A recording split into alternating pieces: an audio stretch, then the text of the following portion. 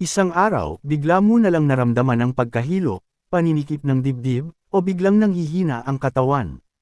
Iyan ang babalang madalas hindi napapansin. Ang hypertension o high blood pressure ay isang tahimik at traidor na karamdaman. Madalas wala itong sintomas, pero sa loob ng katawan, unti-unti nitong sinisira ang puso, utak, bato, at mga ugat. Maaari itong humantong sa stroke, atake sa puso, at biglaang pagbagsak ng katawan, nang walang babala.